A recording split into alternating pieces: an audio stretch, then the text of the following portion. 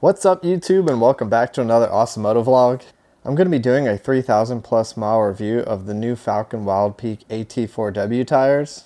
For the next 2 weeks I'm going to be taking a little holiday break, so if you're watching this it's probably January by now, but I'm going to be traveling from Florida up to Missouri, over to Pennsylvania, and back down to Florida for the holidays. So taking a little hiatus from YouTube to spend some time with family and friends. The goal for this tire review is to go through as many terrain conditions as I can get to. Alright, so let's just get into it. Let's go check out the current tire situation and we'll get those Wildpeak AT4Ws installed.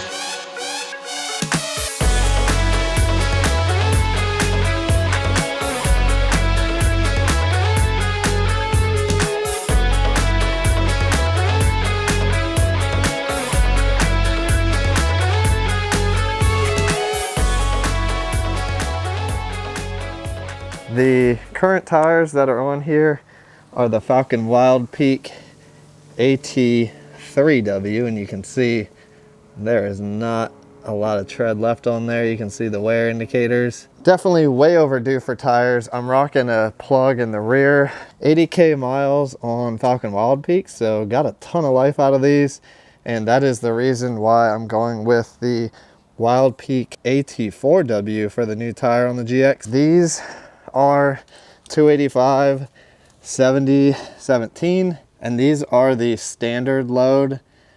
These are not the light truck tires. I'm going to be going with a C load range for the AT4W. So not only do the AT4Ws have the thicker sidewalls, but I'm going up to a light truck tire, so it's definitely going to be a more rigid driving experience. I'm going to feel a lot more vibrations in the road.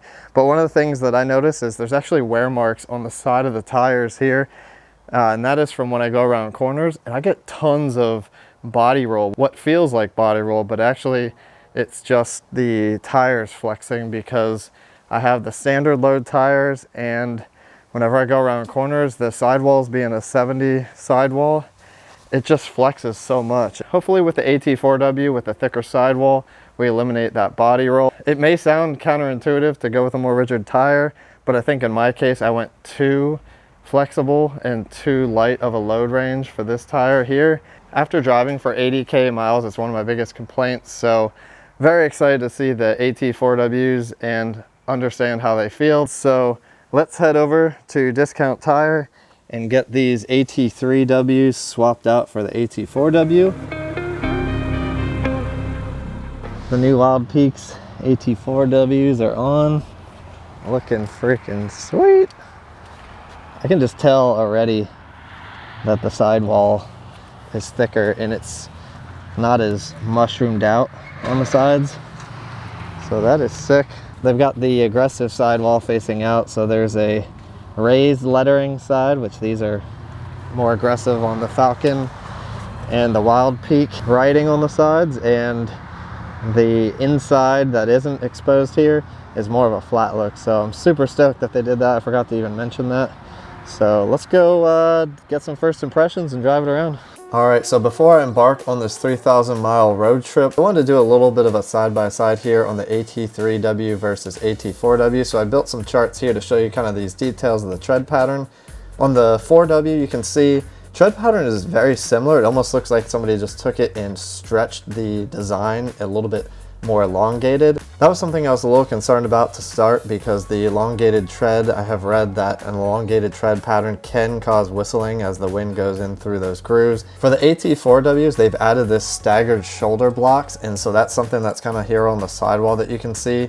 There's this staggered edge in the shoulders. What that is supposed to do is add more grip and have better rock ejection technology so that rocks don't get stuck into the tread. They've also added a proprietary 3-ply Duraspec sidewall, which that's what's giving us our extra rigidity. Definitely a fan of that, especially considering the fact that the 3Ws felt a little too squishy for me.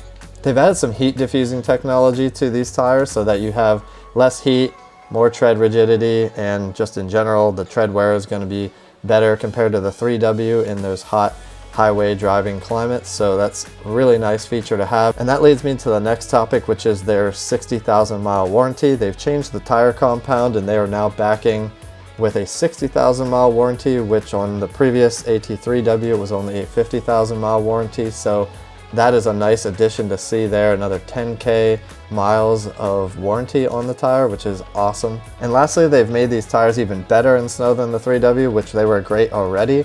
They've added some extra siping, so that's going to add more traction in snow. So I was really excited to get these out in the snow and see if there's some improved traction in that snow condition versus the 3W, because I've driven those in snow many times. Alright, so for the first part of the trip, we headed from Florida all the way up to Missouri. Alright, so driving up the coast of Florida, a lot of highway driving, extremely quiet. I was very pleased. It felt like they were the same as the 3Ws. I had heard rumors that they were louder. I could not find any reason to say that they were louder. These felt just the same as my 3Ws as far as noise. So with that harder tire compound, I was concerned about the road noise increasing, but definitely did not see anything there that caused me to be concerned. Drove like a breeze on the highway, super smooth, going around turns on asphalt. Really pleased with the performance of the tire on asphalt conditions. Alright, so once I got to Missouri, there was a lot of gravel road driving.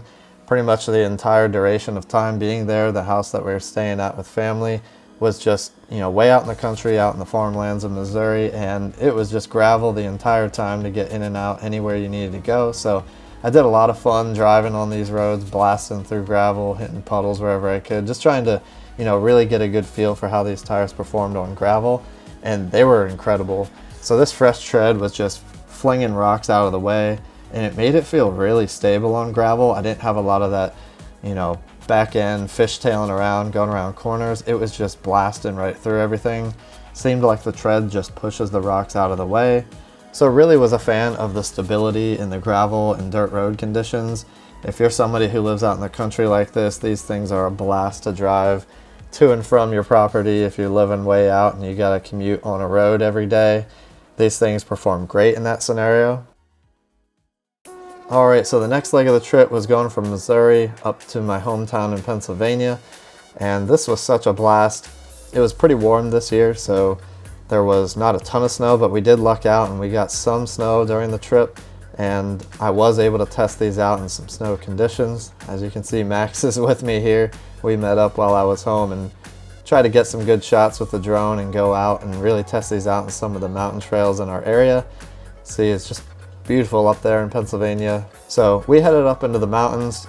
This leg of the trip was cool because I feel like, up until this point, I wasn't able to test the tires out other than just gravel and road, which definitely is something for you daily commuters. You're going to be interested in those details, but for those who live in cold weather climates, we went to the mountains to find some good snow and just test these out, see how well the traction is in snow.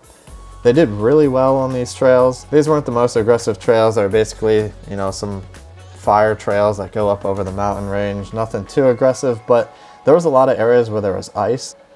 One of the things that was kind of cool is you see the snow here in some of these shots. It's kind of getting flung out of the tread, and that's nice, but you do see that there's a good amount stuck into the tread itself, and so it holds the majority of that in there. And one of the things that's interesting and maybe counterintuitive is that you want to keep snow inside of your tread. A snow-packed tire, with tread still exposed is the perfect scenario because the snow is gripping to the other snow that's on the ground, and you actually get increased grip from that. So really like to see that happening here.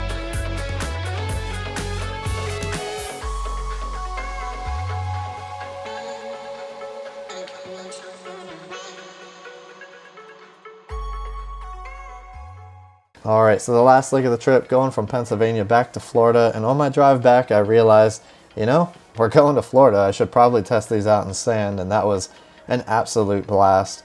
I went to some of my local trails and just really tested out how these things perform in sand. These shots are really challenging to tell because it's just an aerial view with a drone, but I am way back into trails that mostly ATVs, dirt bikes are in. You can see a little bit of the depth here, but there are trucks getting stuck all over at the entrance to get into these trails, and a lot of people park their trucks, unload their ATVs and dirt bikes, and then they go out into the trails. These things perform awesome in the sand. You get a little bit of floatiness with steering, but for the most part, they're cutting through the sand really well. My turning response is slightly delayed because of the impact of the sand getting packed down and then you feel the grip, but it is a lot better than the 3Ws were, especially with mine getting bald. So sand and snow, probably the two harshest conditions as far as tread grip, and they performed absolutely incredibly. But I am so pleased with the AT4Ws and really happy with the purchase here.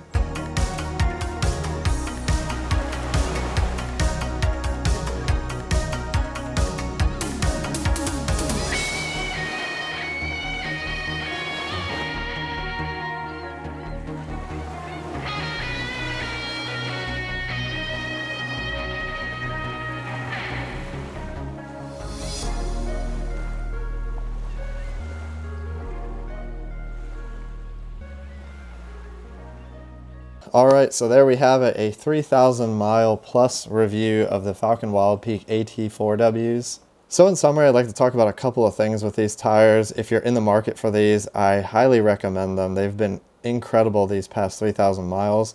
And the thing for me, and maybe this is something that is a decision maker for you, I commute to work with the GX470, even though it's terrible on gas. I don't have the longest commute to work, so it's not that big of an issue. But one of my biggest pet peeves is a quiet tire.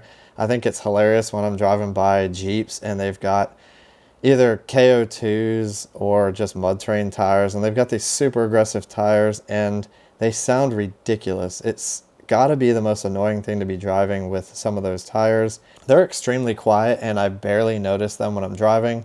The actual noise that is the loudest when I drive is the wind going through my roof rack. So the tires themselves are incredible on highway conditions, but for me the tire needs to do more than just be quiet on the highway. I want traction when I'm off-road, so on the weekends when I'm out off-roading in the local trails, tons of sand, and occasionally, like you saw, I'm up in Pennsylvania visiting family and it snows a lot up there, so I like the ability to be confident with these tires driving in snow and sand.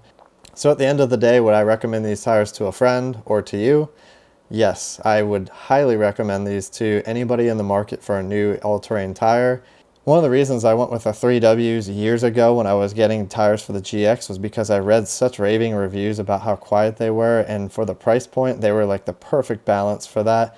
And with this AT4W in the latest generation, they've taken everything they've had from the AT3W and they've just improved upon it and made it even better. So if you're a Wildpeak AT3W fan, you're certainly going to love the AT4Ws. Alright, so that about does it for today's video. I appreciate everyone being patient with my absence from YouTube for about the past month. I posted over on Instagram letting everybody know that I'm going to be doing an extended review. And the reason for that is I wanted to make sure I did an honest review, an extended mile review, and also cover a bunch of different terrain types. A couple hundred miles on these tires is definitely not enough time for me to give you an honest review and really confidently tell you that I like these tires. So the 3,000 miles plus at this point was definitely enough for me to really feel how these tires are, and I'm extremely happy with the way they perform. I know a bunch of you were reaching out over the past few weeks because those Molly panels sold out pretty quick. I do have more in stock finally, so head on over to Awesomoto.tv if you want to pick one up for your GX. So 2024 was an awesome year. We've put out 2 Molly panels for the GX470. 2025 is going to be even better. I've got a whole array of parts that I'm designing for the GX470. So stay tuned in on the Awesomoto Instagram channel and also here on the Awesomoto YouTube channel, because I'm going to be announcing that new product very shortly, and I'm also going to be giving one of them away to one of you lucky subscribers. So if you're interested in that, definitely hit that subscribe button down below so you get updated every time I upload new videos. Alright, well that does it for today's vlog. Thank you all so much for watching, and we'll see you on the next one.